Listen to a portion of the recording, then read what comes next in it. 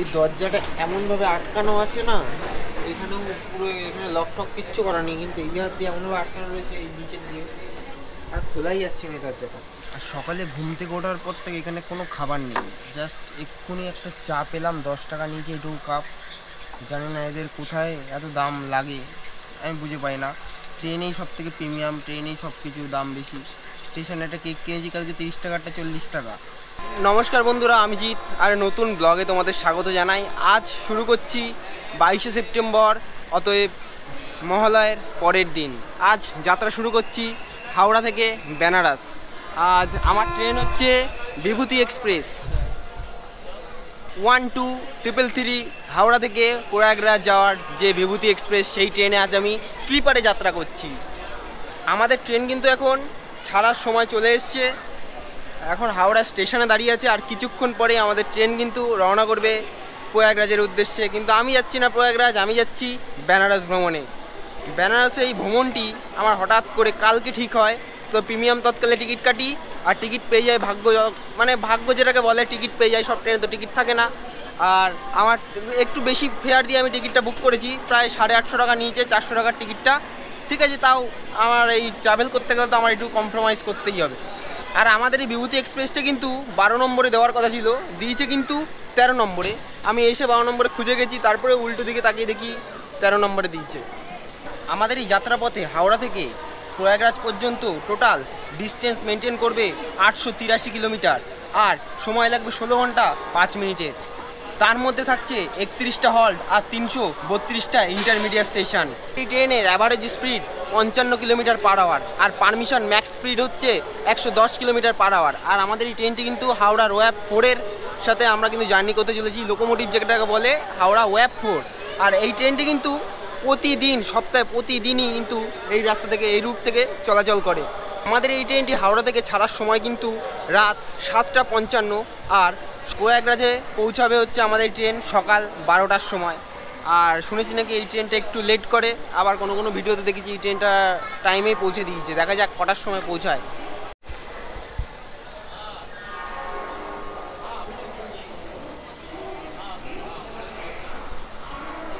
একটা জিনিস আমি ভালো পেয়েছি, এই ট্রেনের টিকিট ছিল না, প্রিমিয়াম তৎকালে কাটলাম, দেখলাম সাইড লোয়ার পেয়েছি। মানে এর থেকে ভালো কিছু আর আশা করা যায় না। মানে এই যে এই সিটটাই কিন্তু আমার, পুরো জানলার পাশে, দরজার পাশে এই সিটটাই আমার। এই ট্রেনে কিন্তু প্যান্টি কার্ড আর অনবোর্ড ক্যাটারিং নেই। এই ট্রেনে পেয়ে যাবেন আপনার ক্যাটারিং সুবিধা পেয়ে যাবেন। আর কিছু কিছু স্টেশনে আছে, যেমন হাওড়া আছে, বর্ধমান আছে, আসানসোল, দুর্গাপুর, এইসব এরকম স্টেশনে আপনারা ক্যাটারিং পেয়ে যাবেন। ট্রেন কিন্তু পুরো 7:55তেই ছেড়ে বেরিয়েছে হাওড়া প্ল্যাটফর্ম থেকে।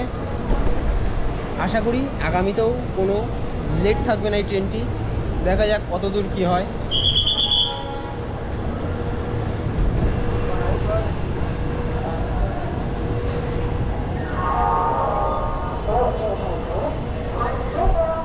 এই পর্বে লেখা হবে কোনো নতুন শহরের নতুন গল্প, নতুন মানুষের সাথে পরিচয় হবে, আরও অনেক কথা, অনেক খাবার। নতুন শহরে, অচেনা শহর, যেখানে আমি কিছুই জানি না, কিছুই চিনি না, না দেখছি কোনো ভিডিও, না কিছু জানি, জাস্ট আন্দাজেই চলে যাচ্ছি।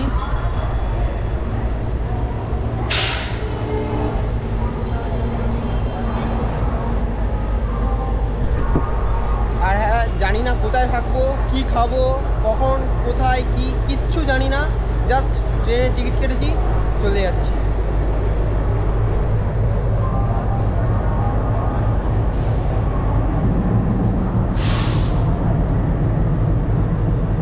আমাদের এর পরের halt Bardhaman junction. Nonstop 93 kilometre পথ অতিক্রম করে বর্ধমানে পৌঁছাবে আমাদের এই ট্রেন।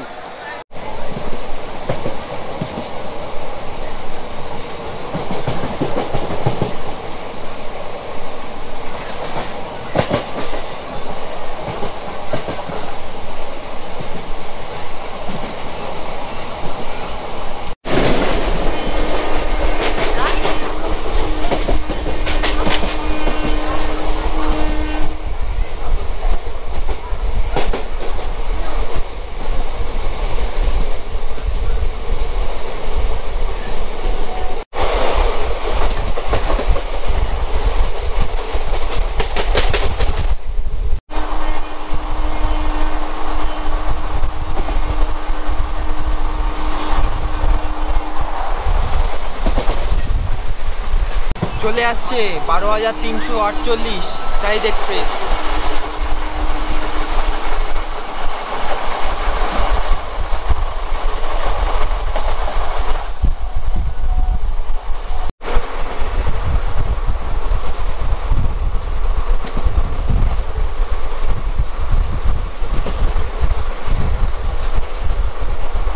ট্রেনে কিন্তু নিজে ম্যাক্সিমাম পারমিশন স্পিডের দিকে যেতে বেশি দূর নেই।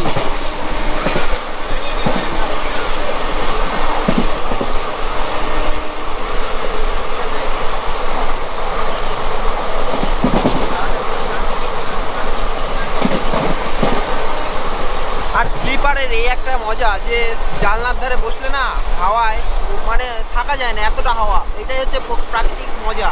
আর থার্ড এসি সেকেন্ড এসি যে এসির যে হাওয়া ওগুলো সেরকম কিছু মানে অতটা ফিল করা যায় না।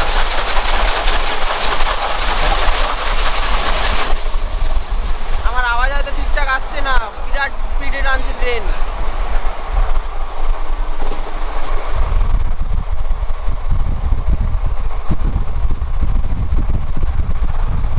এমনভাবে যদি আমাদের ট্রেনটি চলে এত স্পিডে তাহলে হয়তো বেশি দেরি লাগবে না প্রয়াগরাজ পৌঁছাতে।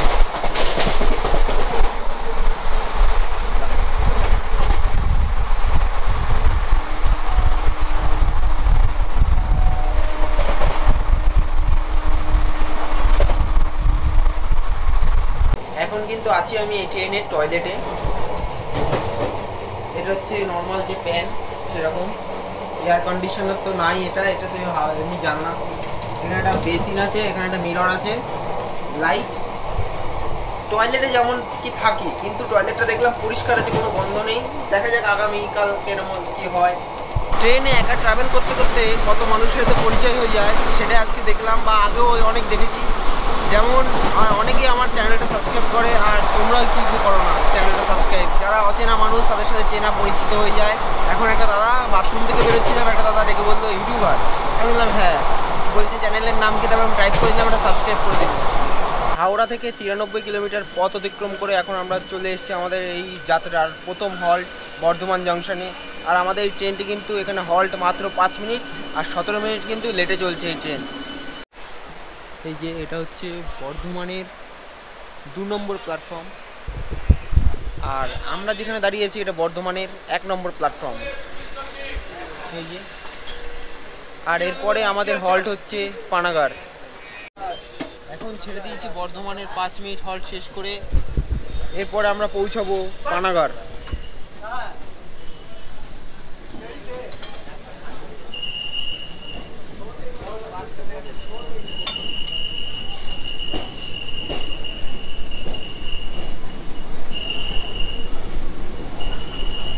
হাওড়া থেকে 141 কিলোমিটার পথ অতিক্রম করে এখন চলে এসেছি পানাগড়ে, আমাদের দ্বিতীয় হল্ট। এখানে হল্ট মাত্র 1 মিনিটের, আর আমাদের এই ট্রেন কিন্তু 7 মিনিট লেট রয়েছে।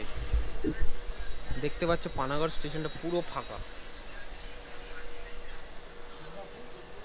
এগুলো মনে হয় নতুন হয়েছে, এই সব জায়গাগুলো পুরো নতুন নতুনই লাগছে। দেখো প্ল্যাটফর্ম পুরো কত সুন্দর সাজানো রয়েছে। আমাদের এই যাত্রায় দ্বিতীয় হল্ট দুর্গাপুর, তারপরে আসছে আসানসোল।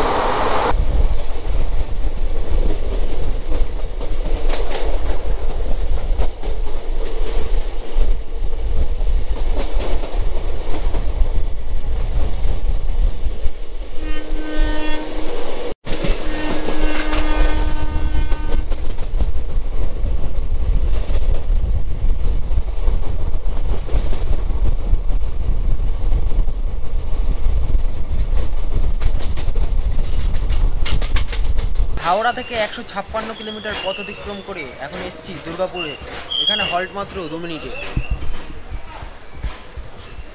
এই যে রয়েছে দুর্গাপুরের 3 নম্বর প্ল্যাটফর্ম। আমাদের ট্রেন কিন্তু দুর্গাপুরের 3 নম্বর প্ল্যাটফর্মে দাঁড়িয়েছে, আর নির্ধারিত সময় থেকে 7 মিনিট লেট। এই যাত্রার চতুর্থ হল্ট আসতে চলেছে আসানসোল জংশন, আর এক্ষুনি কিন্তু দুর্গাপুর ছেড়ে বেরোবে আসানসোলের উদ্দেশ্যে।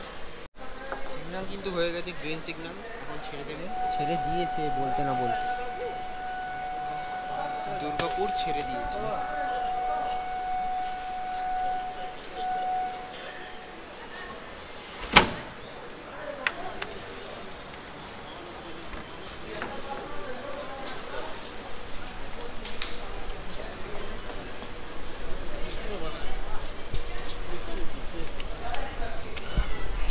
এখনো অবধি তো 7 মিনিট লেট আছে।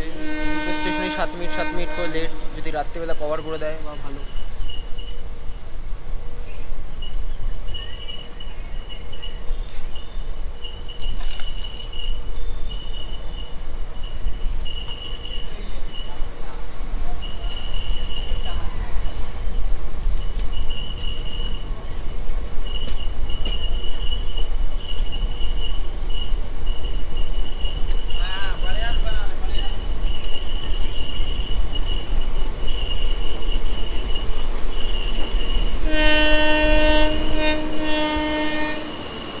হাওড়া থেকে 199 কিলোমিটার পথ অতিক্রম করে এখন চলে এসেছি আসানসোল জংশনে।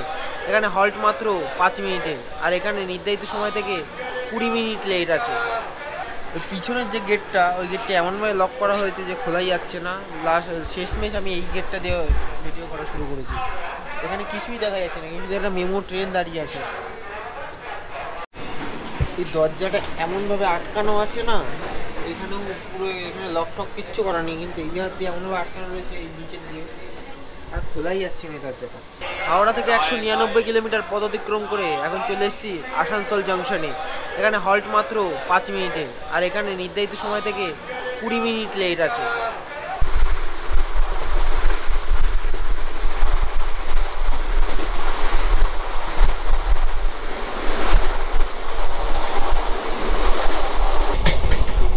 সবাইকে নির্ধারিত সময় থেকে কিন্তু আমাদের ট্রেন এখন 1 ঘন্টা 30 মিনিট লেট আছে। আর আমরা কিন্তু 630 কিলোমিটার পথ অতিক্রম করে প্রায় আমাদের নিজের ডেস্টিনেশনের দিকে আস্তে আস্তে পা বাড়াচ্ছি। হাওড়া থেকে 631 কিলোমিটার পথ অতিক্রম করে এখন চলে এসেছি দুর্মাওনে। এখানে হল্ট মাত্র 2 মিনিটের, আর নির্ধারিত সময় থেকে আমাদের ট্রেন কিন্তু 1 ঘন্টা 30 মিনিট লেট আছে। এই ট্রেনটি কিন্তু প্রথমে ছাড়ার সঙ্গে সঙ্গে কিন্তু এত লেট ছিল না, রাস্তায় দুবার দাঁড়িয়ে ছিল আধ ঘন্টা করে, ওখানে আমাদের কিন্তু লেট হয়ে গেছে। ছেড়ে দিয়েছে কিন্তু আমাদের ট্রেন দুর্মাওন থেকে। এখন 6:46 বাজে।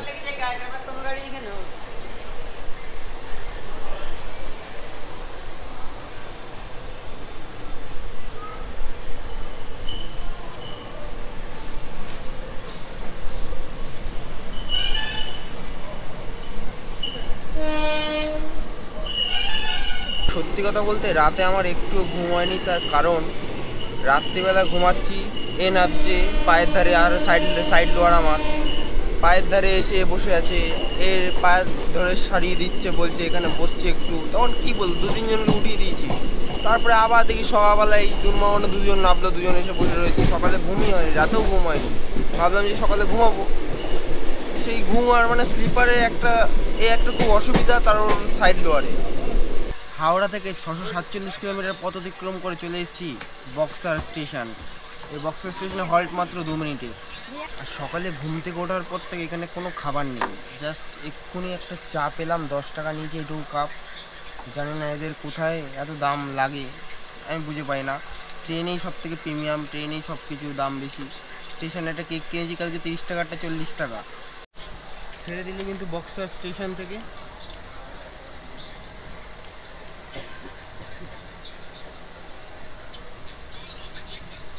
হাওড়া থেকে 741 কিলোমিটার পথ অতিক্রম করে এখন চলে এসেছি দীনদয়াল উপাধ্যায় জংশন।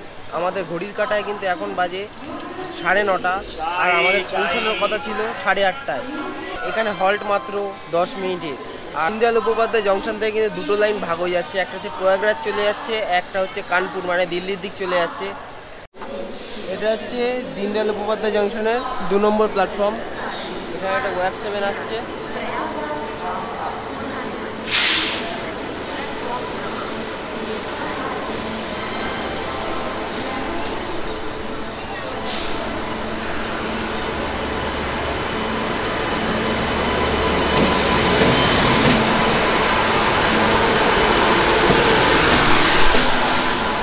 এটা হচ্ছে পুরী থেকে আনন্দ বিহার। এটা হচ্ছে আনন্দ বিহার থেকে মানে দিল্লি থেকে আসছে, এবার পুরী যাচ্ছে এটা।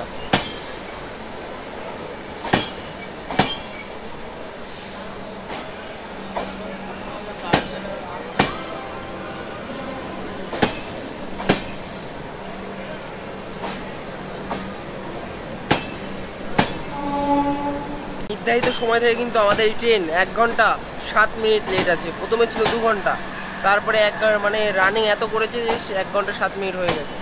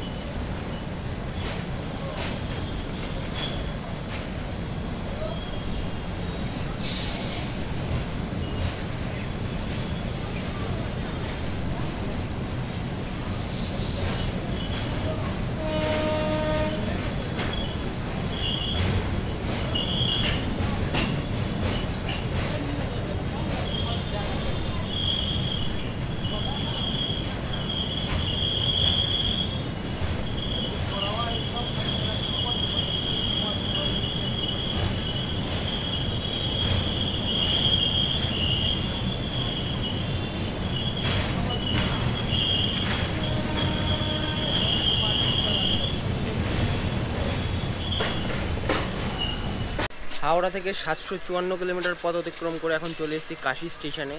আর আমাদের এখানে কাশী স্টেশনে হল্ট হচ্ছে 1 মিনিটের, আর নির্ধারিত সময় থেকে 55 মিনিটের লেট রয়েছে।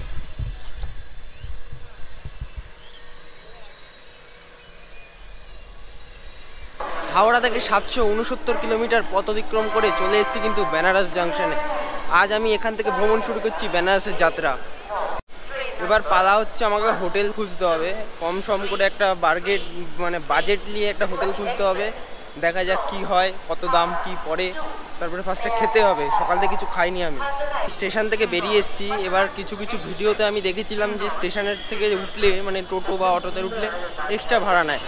এখানে কোনো একটা পিলার আছে, পিলারের ওখানে গেলে নাকি অটো স্ট্যান্ড আছে বা টোটো স্ট্যান্ড আছে, ওখানে গিয়ে নাকি আমার টোটো ধরতে হবে। 800 रुपये। हाँ, আর আমার এখানে হোটেল পেয়ে গেছি, হোটেল বুক করা হয়ে গেছে। আর এখানে অটো রিজার্ভে যেতে হচ্ছে। আমি যেখানে হোটেল বুক করেছি সেখান থেকে এই বেনারস স্টেশন হচ্ছে প্রায় 4 থেকে 5 কিলোমিটার। আর আমাকে সেখানে 120 টাকা দিয়ে রিজার্ভ করে যেতে হচ্ছে।